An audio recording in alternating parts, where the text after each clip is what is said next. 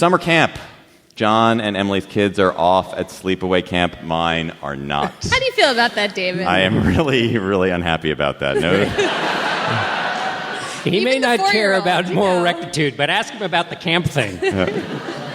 So the summer season got all of us, but particularly John, thinking about why camp, particularly sleepaway camp, but we can discuss all flavors of camp here. Why it's valuable, what it teaches our children, and what the equivalent space is for adults. Why isn't there a camp-like space for adults? Is there any way that we can pretzel this into a political topic? I don't think so. But John Dickerson, lead us in a moral discussion. Well, so it's very hard for me to think about anything that's outside of my direct experience. So I picked up my daughter from camp recently. It was the same camp I'd been to 35 years ago. You found yourself in a picture. I found myself in a picture, which was the first thing that's funny is now when the kids go to camp, many of you here may experience this, but they send you pictures every 10 seconds of them. And because you're an unstable parent, you check those pictures every 10 seconds. So when my daughter comes back, there's going to be, walls full of photographs of her, drinking bug juice and playing capture the flag. Back in the 70s, it was like two pictures. And one was a picture that was taken on the pier that was on my mom's desk for the rest of her life after that. And then this other one that I'd sort of discovered, which was a group picture. But the point is, that was quite a surprise. But that's... Come back. No, but it's like... Anyway, so... But the point is about camp was that... So it's basically this place that kids can go be by themselves, take risks, create new identities, develop... And as I was reading about this, and let's ask the audience a question. How many of you here, if you think about your greatest experience as a kid? Oh, this is the surprise. Right. Good work. Yes, audience participation is the surprise. Other than all the good work you did on the last topic, for which I appreciate everything you do. So think of your best experience that you ever had. Now, those of you, and we need an audible response from you because of what we're doing. How many of you would say your parents were involved in that greatest memory of your childhood?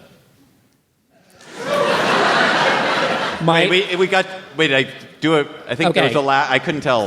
Laughter. Try it again. Okay, so how many of you were your parents involved in that greatest experience of your childhood? Crickets. Crickets. How many of you had your greatest experience of your childhood and your parents weren't involved?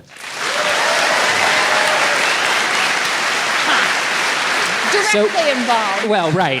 Yes. So this is the argument for camp, which is you get to go and do these risk-taking things, develop a sense of yourself, face challenges in an environment where it's kind of safe to do all of those things, and it's not mediated through your parents. And that's why they stick with you and are such wonderful experiences. Now, they don't necessarily actually have to happen in camp. They can happen, as it did for many of us, in other areas and places. And thank God there wasn't Facebook back then to record them. But the camp is sort of like the distilled place for that, which is why I started thinking about this. See, I wonder if this is too valorizing of camp, making it into something that everyone is supposed to go and do. Yeah, no. Because I feel like some people are just really not into it, and they can go off and have their more rebellious, away from their parents' experiences on their own. There's a way in which camp can be kind of stifling sometimes. Right. I also think it's important, camp is mostly private institutions, or perhaps all private institutions in this country, and so not everybody gets to go. Lots of kids don't get to go, and I'm sure the vast majority, in fact. Right. Well, I don't know about that. This would be a good... No, there are a lot of... A good question. Well, yeah. How many people went to camp? How many went to sleepaway camp? How many people went to overnight camp? Interesting. How many did not go to overnight camp? About half and half. 50-50 in this non-representative sample. I think you're totally right. And I wasn't saying there are all kinds of bad things. And I'm not saying everybody had to go. It was just that struck me as... There are people for whom camp is like exactly the right thing. You find the right camp at the right moment. And my husband is completely a camp person. And my children are totally indoctrinated. When we picked them up last summer, they said goodbye to other people by saying, "See you after the off season." What are the lessons that can be applied from this for us? I mean, is going to a conference the same as going to camp? Is going on vacation the same as going to camp? And also is the thing that camp is useful for? Is it for mastery of a skill? So you master some skill you don't have. Is it to redefine your identity? There's a very good new novel out called The Interestains, which some of you may have read, which is really, it's all about how a summer at camp defines the heroine of this book, and it changes everything about her subsequent life. Or is it about that there's moral license, that there's, or rather, moral no license? You can do whatever you want. You can have sex. You can do drugs. You can break rules. It's like rules. Being governor of New York.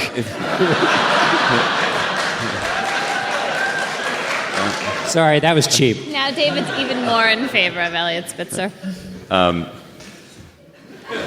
don't know. Pandering. You're going to pander to the audience again, which is the crime under discussion, I suppose. But what is it? Is it about the defining of the identity is the most important part of that? And is there any way adults can get that? I think it's about the intensity, this kind of braiding together of a sense of community, of other people, of the spontaneous nature in which groups come together and you feel like you're having conversations or singing songs or learning things you wouldn't do by yourself, and that everyone doing it together. Plus the idea, yes, of mastering new skills and kind of stretching yourself. And I don't think adults normally get any of those things very much at all. But once in a while, you might get lucky enough to stumble into some kind of trip where you're in a group of adults for a sustained enough period of time and you have some shared interest. Maybe it's vocational or maybe it's avocational, and you kind of accidentally get a little taste of it. That's the best we do, right? But should they? The New York Times had some story this weekend about adult camps. It was unspeakable to read it. It was all about putting away your iPhone. Oh, I heard about that. Right? Yeah, you have to put away your devices. Yeah. Right, but maybe it's awesome. But maybe horrid. That's awesome. I mean, maybe really adults should have this. That we should, and then it requires weeks at a time, not. I think that's true, overnight. And maybe we should, but I don't think we can manufacture. I don't think we can set up overnight camps for adults parallel to the ones we have for children and expect that to work. Well, no, that's the totally wrong, right? But it is strange. Well, maybe not, but I think Obama wanted to do that with the stimulus. But we have camps are basically an organized way to teach kids how to leave their parents. And, and it's all very organized about these sets of skills. So why couldn't you organize something? It wouldn't have to be like camp, but because all the skills are still quite important, right? I actually think you can. I think there's certain fellowship programs, for example, where you take a group of like-minded people, they share some interests, there's a common goal, they're going back to their normal lives, but they have these intense periods of learning together in some setting. I bet, and the community of people comes together, and those relationships are intense in the way, right? Camp, I think the overnight part is, now I wasn't a big camp person, but the constancy of the relationships, it's like college. It's just a different way. You get to know people so quickly. Don't you think, John, that you're romanticizing these self-organized kid communities? That if you think about, you and I have both been reading this biography of Churchill, and when Churchill describes what life is like at an English boarding school, you can't imagine anything worse. Totally. Yes. Yeah. I mean, Lord of the Flies exists for, right? Yes. In fact, most of the stories, people have horrible experiences. I think I had horrible experiences at camp. In fact, I know I did. So, it made me the charming person I am today. But I still, but this other part of it, this sense of having an unmediated experience, and at camp, I think is something I hadn't really thought through until my own kids started going through it. And so I think you're right. You can easily over-romanticize it, and I probably do. But I also think it plays that other really interesting role, and how to find that in your other part of your adult life. That seems interesting, and people should write in with suggestions. I think also in defense of camp, in distinction from the Churchillian boarding school, I'm not reading this book. I refuse. Camp, its whole reason for existing is for kids to have a good time together and to figure out how to build community. There's no there are no standardized tests at the end. There's no other matrix. And if the kids don't like it and have fun, they're not going to come back. They get to vote with their feet much more. So it seems to me that actually camp is all about creating cultures in which kids can thrive, and that I bet schools could learn a lot from camps in there, because that's the whole thing they're doing. It's not like a side project. All right. Let's leave it there.